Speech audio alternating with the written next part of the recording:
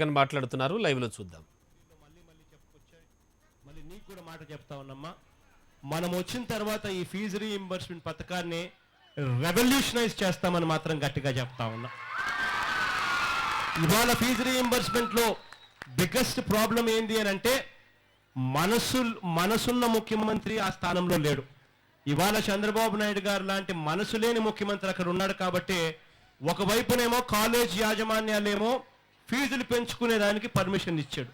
College యాజమాన్యాలు ఫీజులు ఇవాళ 1,00,000 రూపాయలు, 1,50,000, 1,20,000, 70,000, 80,000 రూపాయలు పెంచుకుంటూ పోతున్నారు.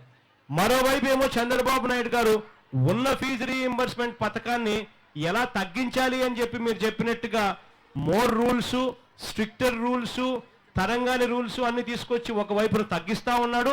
మరోవైపున ఫీజు రీఇంబర్స్మెంట్ అమౌంట్ మాత్రం నేను ఇచ్చేది మాత్రం 30,000-35,000 అని చెప్పి, అంతకన్నా నేను ఎక్కువ ఇయ్యను అని చెప్పి చెప్తా ఉన్నాడు. దానివల్ల పిల్లలు ఆయన ఇచ్చేదేమో ముష్టేసినట్టు 30,000-35,000 ఇచ్చేయాలి. ఫీజు రీఇంబర్స్మెంట్ అక్కడేమో కాలేజ్ యాజమాన్యాలు ఏమో ఫీజులు 1,00,000 రూపాయలు పైన కట్టాలి, 1,50,000, 1,20,000 రూపాయలు కూడా కట్టాలి. అటువంటి పరిస్థితుల్లో ఈయన ఇచ్చేదేమో కేవలం 35,000 ఇచ్చినప్పుడు ఆ మిగిలిన డబ్బు కోసం, ఆ మిగిలిన 65,000 కోసం, మిగిలిన 75,000 కోసం తల్లిదండ్రులు ఇవాళ అగసాట్లు పడుతూ అప్పులు చేస్తూ పిల్లలను చదివించే కార్యక్రమం మళ్ళీ ఇంతకు ముందు జరుగుతూ ఉన్నట్టుగానే మళ్ళీ ఇవాళ చంద్రబాబు నాయుడు గారి హయాంలో అదే జరుగుతూ ఉంది తల్లి. దీన్ని పూర్తిగా రెవల్యూషనైజ్ చేస్తాం. ఇదే పెద్ద మనిషి చంద్రబాబు నాయుడు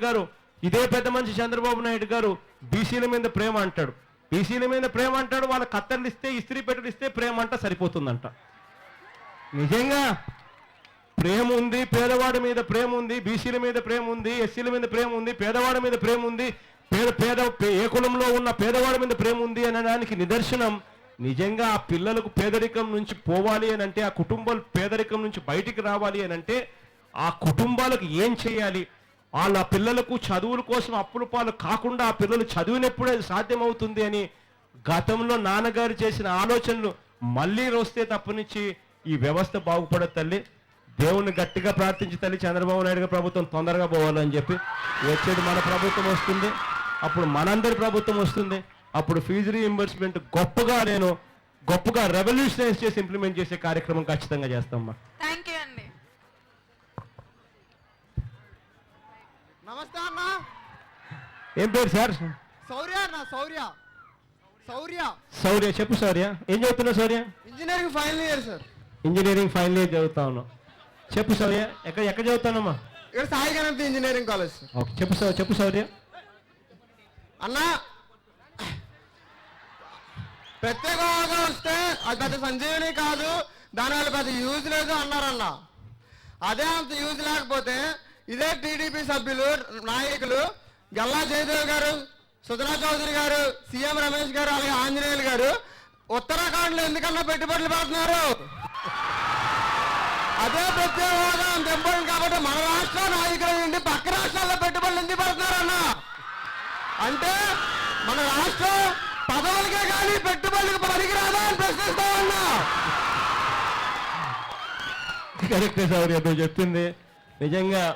ఇదే రామాంజనేయులు, ఇదే సుజనా చౌదరి, ఇదే వీళ్ళే ప్రత్యేక హోదాలో ఉన్న ఇన్సెంటివ్స్ను చూసి, పారిశ్రామిక రాయితీలు చూసి, ఇన్కమ్ ట్యాక్స్ కట్టాల్సిన పని లేదు అన్న రాయితీని చూసి, ఎక్సైజ్ డ్యూటీ కట్టాల్సిన పని లేదు అన్న రాయితీలు చూసి, వీళ్ళంతా ఇక్కడ నుంచి మన రాష్ట్రంలో ఉన్న వీళ్ళంతా కూడా, తెలుగుదేశం పార్టీల్లో క్రియాశీలకంగా ఉన్న వీళ్ళంతా కూడా ఉత్తరాఖండ్కి వెళ్ళి అక్కడ పరిశ్రమలు పెట్టి ఇవాళ ప్రత్యేక హోదా వల్ల ఉత్తరాఖండ్కి ఏం మేలు జరిగింది అని చెప్పి ఇవాళ సోది మాటలన్నీ చెప్తా ఉన్నారు. కరెక్ట్ సూర్య.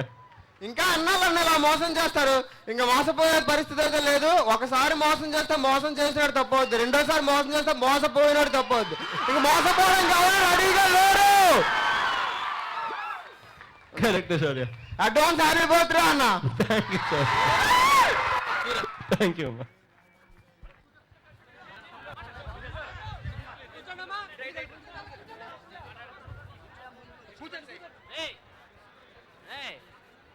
నమస్తే అన్న. కూర్చోకే. ఏం పేరు సార్? నా పేరు సూర్య. నేను గాయత్రి డిగ్రీ కాలేజ్లో చదువుతున్నాను. ఎన్నో ఇయర్ చదువుతున్నావు సూర్య? నేను సెకండ్ ఇయర్ చదువుతున్నాను అన్న. Second year. చెప్పు సూర్య. అన్నా న్యూస్ టైంలో టేక్ ఏ స్మాల్ బ్రేక్.